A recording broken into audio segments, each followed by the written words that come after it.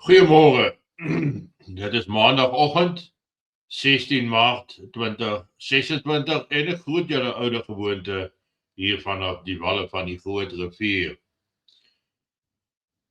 Die afgelope naweek, die gebeure in die wêreld in die Midde-Ooste en dit wat daar besig is om uit te speel, laat 'n mens baie wonder oor die groter spel agter die oorlog self. Op hierdie stadium lyk dinge vir Israel nie goed nie. En vir Amerika is daar altyd 'n off-ramp om uit hierdie situasie uit te kom, sou hulle wou. Ekskuus tog. Daarteenoor dink ek dat Iran word geweldig geslaan deur lugaanvalle.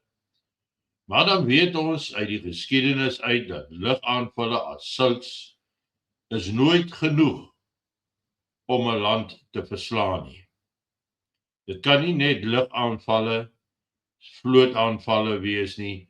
Op die ou einde moet die grond skoongemaak word op grondvlak deur die sogenaamde boots on the ground.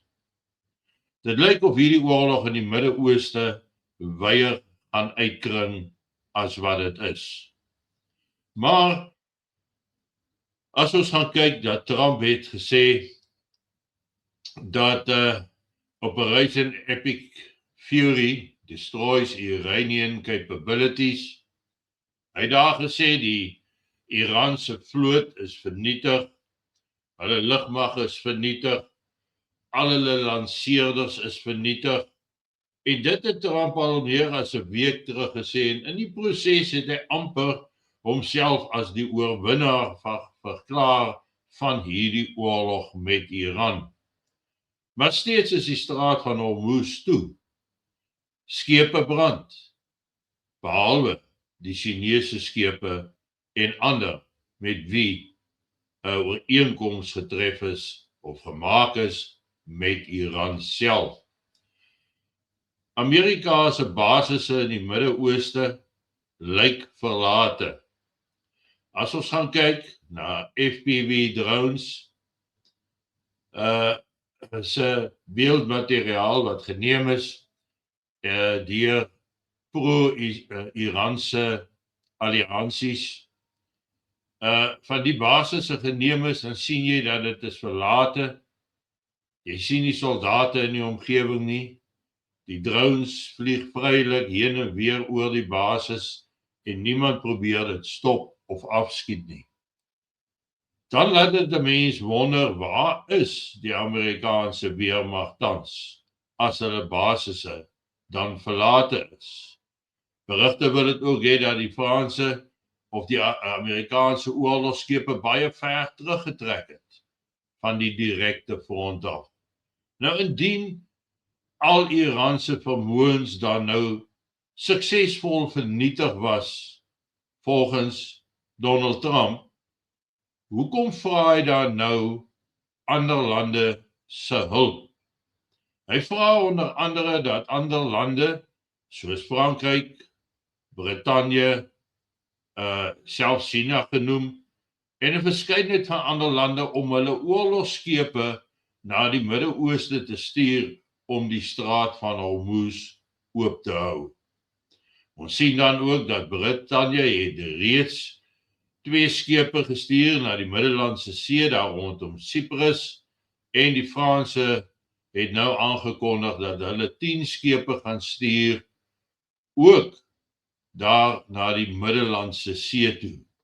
Maar niemand werklik na die straat van Hormuz toe nie.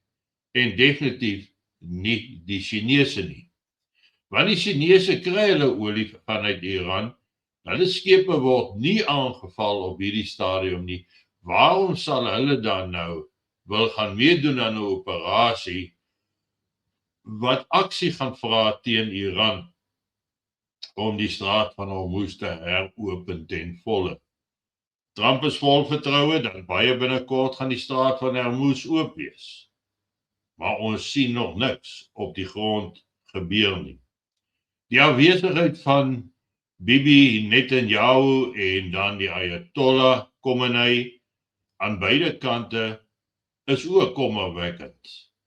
2 video's het nou al vorendag gekom, maar beide is bewys as kunsmatige intelligensie, een waar hy, wat Netanyahu is, 'n toespraak maak met 'n blou agtergrond agter hom en die mense probeer motiveer, en 'n ander ene in 'n koffiewinkel waar hy dan koffie gekoop het en net vir die mense wys dat hy nie 6 vingers nie, maar net 5 vingers aan elke hand. Beide is kunsmatige intelligensie beelde wat geskep is.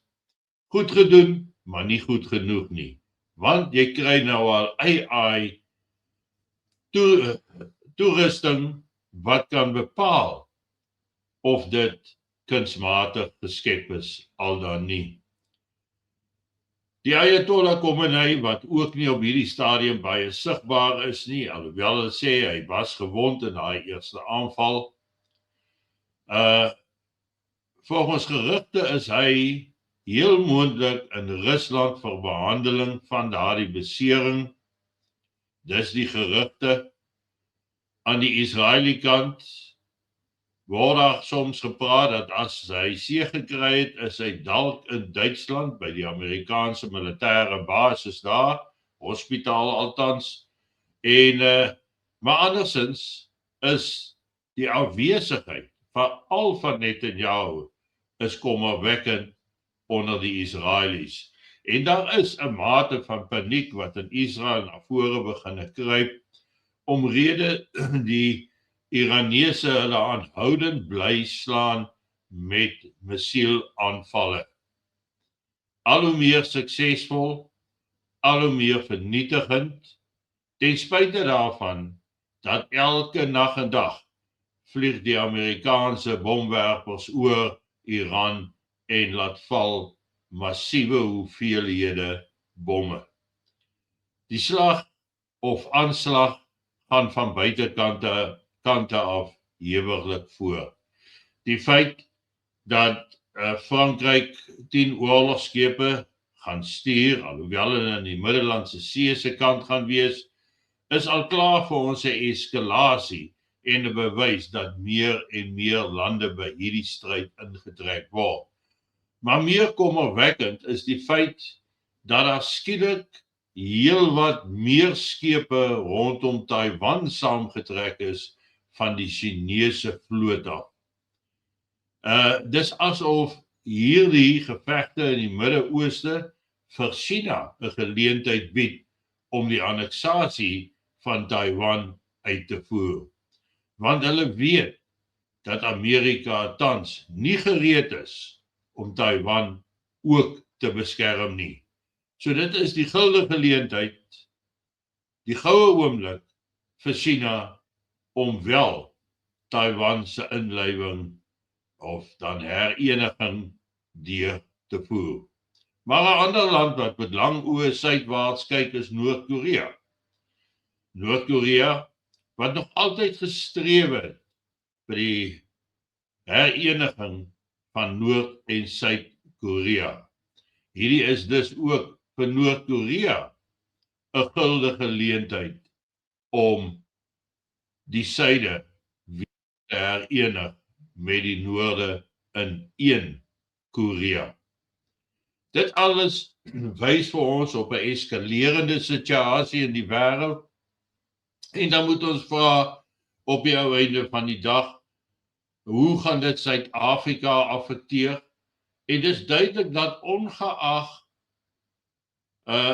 wie die volgende stap neem, Suid-Afrika word geaffekteer deur die ekonomie, brandstof, voorrade en alles wat uit daardie wêrelddele uit moet kom. Want wanneer jy in 'n konfliksituasie is, dan neem daardie tipe van transport prioriteit aan bo byvoorbeeld 'n skeepsvrag, pakte, bande en so meer wat 'n land moet binnekom. Allerhande gerugte doen die ronde oor hoeveel brandstof is daar beskikbaar in Suid-Afrika.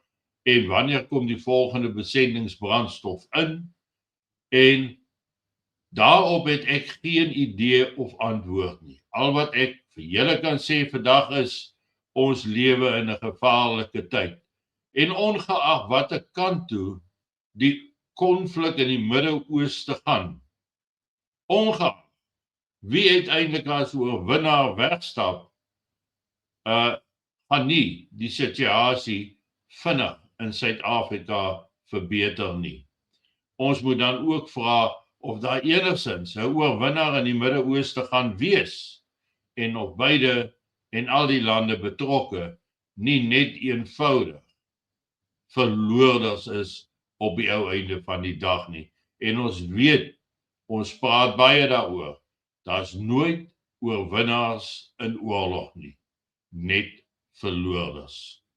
Geniet vandag jou kondensmelk koffie, en ja, ek is môreoggend dan weer terug by julle. Mooi loop, lekker dag.